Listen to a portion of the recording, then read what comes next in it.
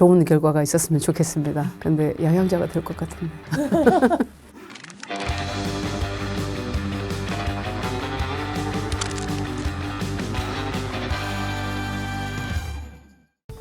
네, 안녕하세요. 지방선거 방방곡곡 시시각각 6.3 지방시의 진행을 맡은 경기일보 정치부 김경희 기자입니다. 오늘은 정말 성공신화라는 말이 아깝지 않은 분을 모셨는데요. 고졸사원에서 시작해서 삼성그룹 최초의 여성 출신 임원에 오르신 분입니다. 반도체 전문가라는 얘기를 듣고 계신데 우리 양향자 국민의힘 최고위원 모셨습니다. 안녕하세요. 네, 안녕하십니까. 국민의힘 최고위원 양향자입니다. 30년 넘게 반도체 개발을 해왔던 반도체 전문가 양도체 양향자입니다. 반갑습니다. 네, 오늘 저희가 본격적으로 지방선거에 대한 얘기를 들어보기 전에 사실 저희 프로그램만의 시그니처가 있는데 혹시 알고 계신가요? 궁금한데요? 네. 저희가 이제 랜덤 질문이라고 해서 이 랜덤 박스 안에 있는 질문을 드리려고 합니다. 답변을 아주 솔직하게 해주시면 감사하겠습니다. 알겠습니다. 네, 어떻게 준비가 되셨나요? 네. 네, 그럼 한번 해보겠습니다. 오, 저희가 요 안에 어떤 질문이 나올지는 모르는 상황입니다. 한번 뽑아주시죠.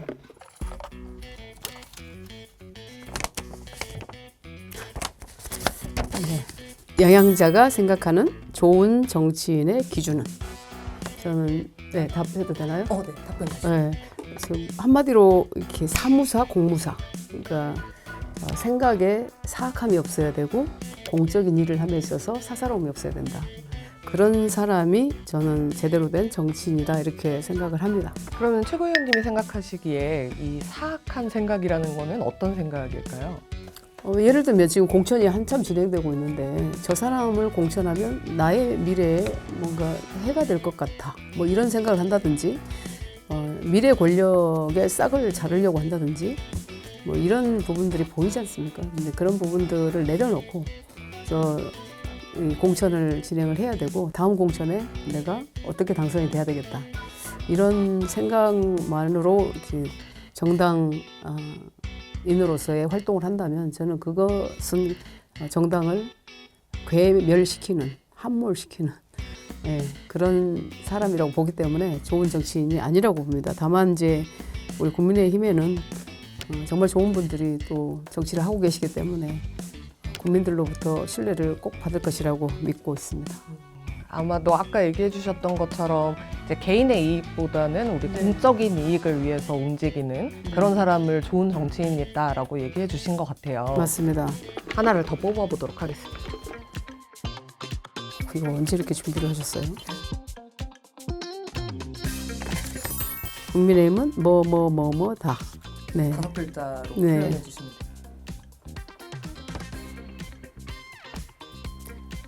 국민의힘은 국가수호당. 네.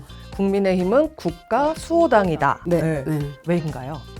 저는 평생을 저희가 이루어야 될 과업이 부민 강국 과학기술 패권 국가입니다. 그러니까 대내적으로 국민이 잘 사는 강한 나라, 대외적으로는 누구도 건드릴 수 없는 과학기술 패권 국가 그런 나라인데 사실 우리 국민의힘이 그런 당이라고 저는 믿습니다. 그리고 지금 전 세계적으로 전쟁의 여파가 상당히 크고 또 대내적으로는 코스피를 이렇게 견인하는 이런 산업이 제가 평생 했던 첨단 산업이기 때문에 그 첨단 산업으로 국가를 수호하고 국민을 잘 살게 하는 당이다. 그래서 저는 국가 수호당 이렇게 말씀을 드립니다. 네. 네, 이렇게 저희가 조금 여러 개의 질문을 준비해서 어떤 그 생각을 가지고 계신지 저희가 최고위원님에 대해서 조금 더 가깝게 다가가는 시간을 가져봤는데 어떠셨나요? 예, 좋았습니다. 네, 다 안 보나요, 이거? 지금부터는 지방선거에 대해서 지방선거 출마자로서 어떤 생각을 가지고 계신지를 묻는 시간을 가져보도록 하겠습니다. 네. 한 가지 좀 궁금한 게 사실 요즘 국민의힘도 꽤 시끄러워요. 이게 공천을 둘러싸서 너무 많은 이야기들이 나오고 있고 당장에 뭐 경기도지사 공천부터 시작해서 여러 가지의 공천에 대한 얘기들이 나오거든요. 이거 솔직하게 어떻게 보고 계십니까? 저는 이정현 위원장님이 이제 공관위원장님이시지 않습니까? 이분은 아까 얘기했던 사무사, 이게 개인적 생각에 사과감이 없으세요. 그리고 그 어려운 호남 지역에서 30년 넘게 당을 지키고 거기서 또 국회의원도 하시고 그런 분이 사실은 드물지 않습니까? 그런데 그분이 보기에 우리 국민의힘이 이러이러한 방향으로 공천을 해야 되겠다라고 생각하신 그 부분에 저는 전적으로 존중을 합니다. 혁신 공천 뭐 이렇게 말씀 많이 하시는데 고통 없는 혁신은 없어요. 그래서 그 혁신 공천을 잘 하고 계신다고 보고 시끄러울수록. 그러나 저는 그 주시는 메시지들이 뭐 개인적으로는 되게 안타깝죠. 다 존경하는 분들이고 그럼에도 불구하고 공관위원장님이 내리신 결정은 저는 100% 존중한다 이런 말씀을 드립니다. 물론 경기도도 어떻게 될지 몰라요 저는. 그러나 경기도도 현명한 결정을 내려주실 거다 이런 생각을 갖고 있습니다. 최고위원님께서 평택을 지역에 출마를 하시지 않을까라는 생각을 했었거든요. 예. 경길보를 통해서 그 소식이 가장 먼저 알려지기도 했었는데 네, 경기도지사에 나서야겠다라는 결심을 하시게 된 이유가 있을까요? 우선 저는 전라남도 화순군 이양면 쌍봉리 345번지 출신입니다. 45번지. 광주 여상을 졸업하기 전 18살에 경기도 용인군 기흥읍 농설이 산 24번지 삼성 반도체 통신 주식회사에서 연구원 보조로 사회생활을 시작했습니다. 그로부터 40년이니까 어떤 사람은 경기도를 연고로 볼지 모르겠지만 저는 일생입니다. 저의 인생이고 보궐선거와 또 경기도지사 선거를 두고 사실은 생각이 좀 많았었습니다. 결정적으로 제가 이 경기도지사 결정을 하게 된 게 사실은 평택을도 상황적으로 보면 굉장히 저한테는 유리할 것 같아요. 조금 더 뭐 어려운 선거긴 하지만 근데 경기도지사는 아무도 지원하는 사람도 없고 물론 함진규 사장님 계시는데 가장 어려운 선거고 우리 어쩌면 국민의힘에는 이 경기도 선거에 아마 명운이 걸렸다고도 볼 수 있고 그런데 제가 경기도에 저뿐만 아니라 출마 희망자들을 500명을 8회차에 나눠서 교육을 했어요.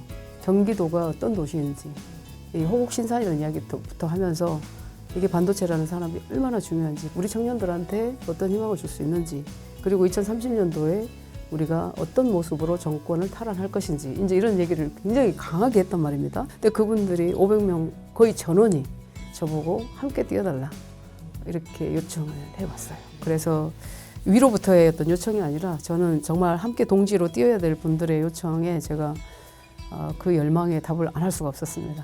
지금 당장 절박한 우리 후보들 이분들을 살려야 되겠다는 생각이 그 교육을 통해서 그 눈빛에 제가 빨려 들어가 버렸습니다.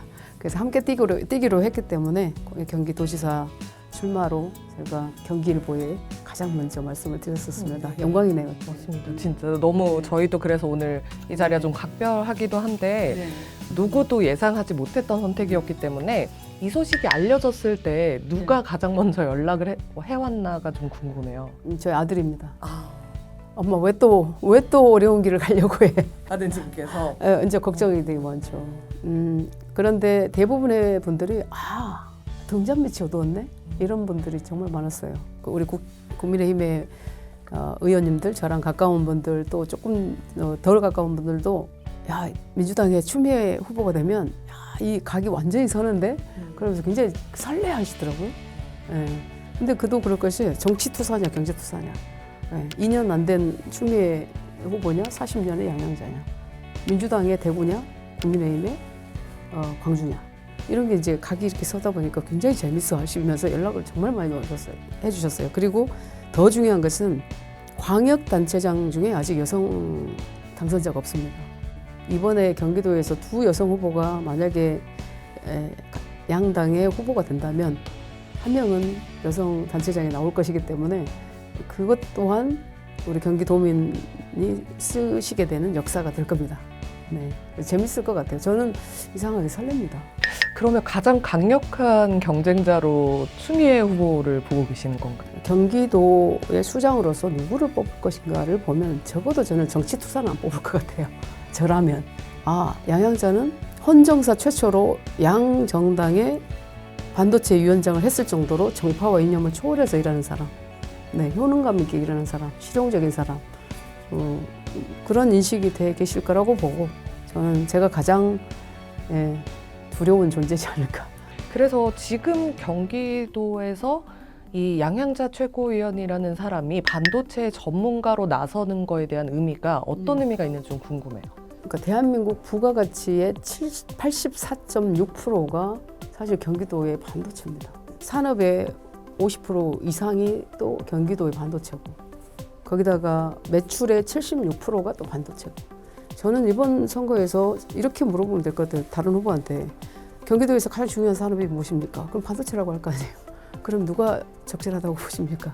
그럼 반도체만 알아가지고 그러나요? 근데 가장 중요한 건 모르고 되시나요? 이렇게 물어보고 싶어요.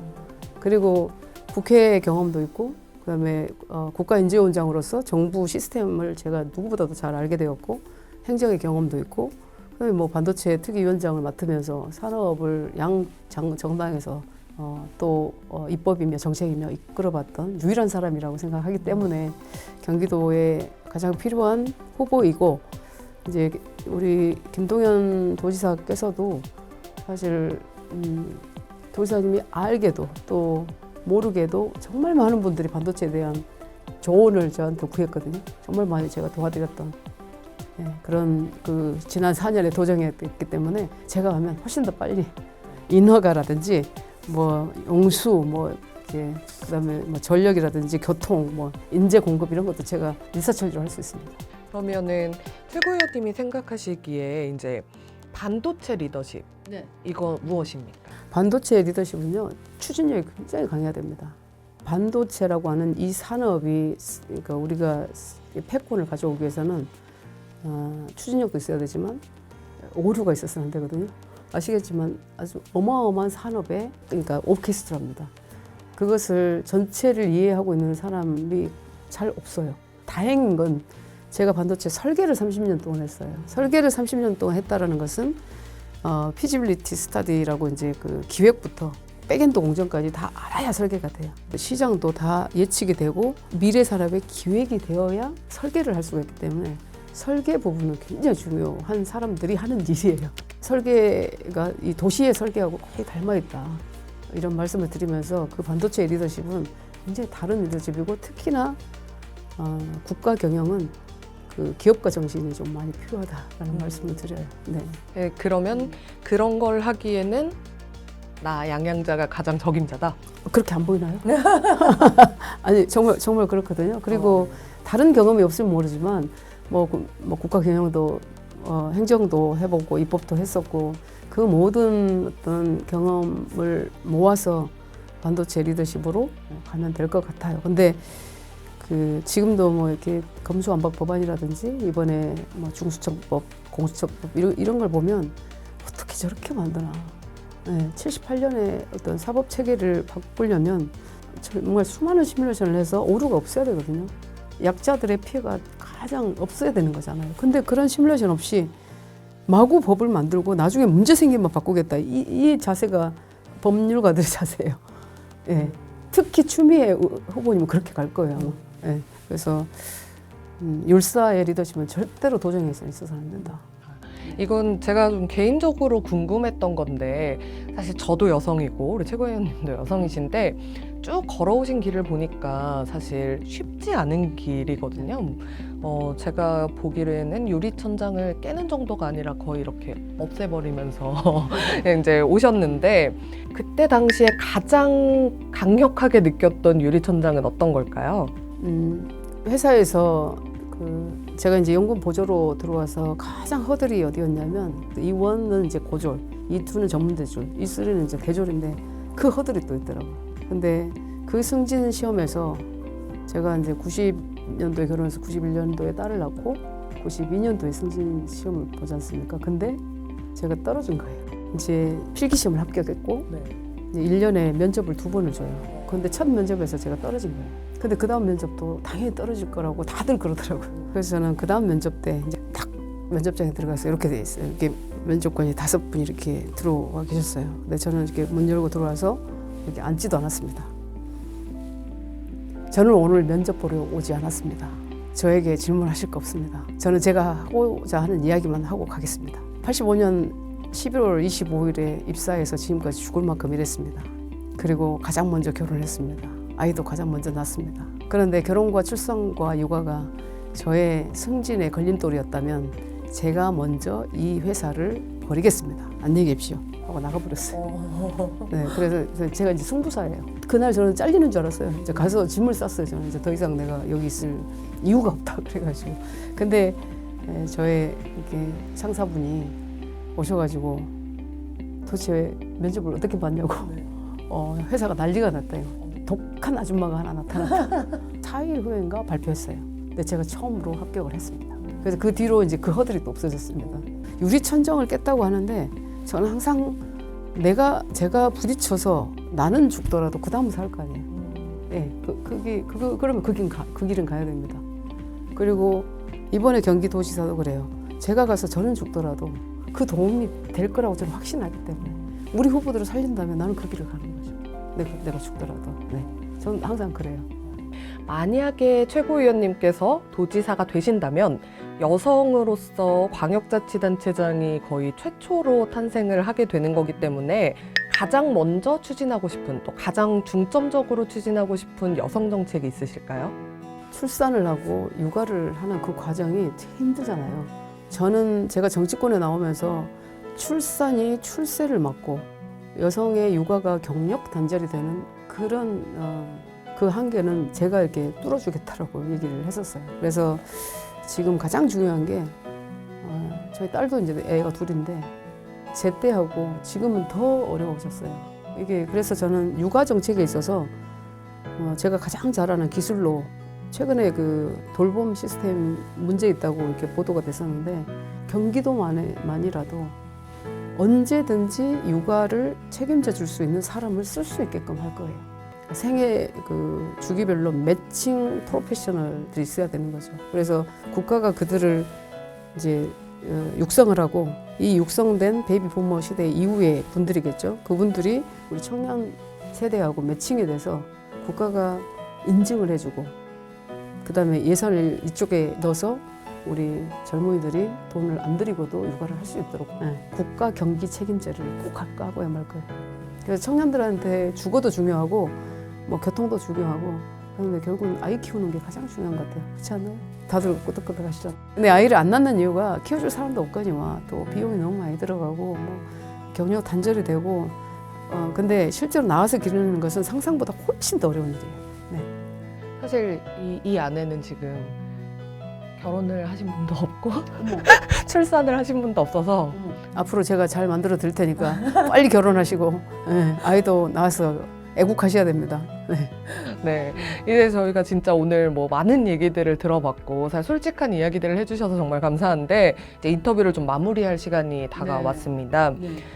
저희가 함진규 전 사장님하고도 곧 인터뷰가 예정이 되어 있거든요. 막간을 이용해서 영상 편지를 한번 보내보신다면. 함진규 사장님한테. 네. 예. 함진규 사장님, 사실 저는 함 사장님을 깊이 있게 잘 몰랐었는데 면접 때 이렇게 뵀습니다. 근데 참 온화하시고 또 능력 있으시고 이번에 좋은 결과가 있었으면 좋겠습니다. 그런데 양양자가 될 것 같은데. 죄송합니다. 후배에게 이렇게 잘하라고 또 응원 부탁드립니다. 고맙습니다. 네, 마지막으로 지금 보고 계시는 우리 도민 여러분들께 한마디 남겨주세요. 예, 도민 여러분, 우리 경기도는 대한민국의 경기도지만 실제로 세계의 경기도입니다.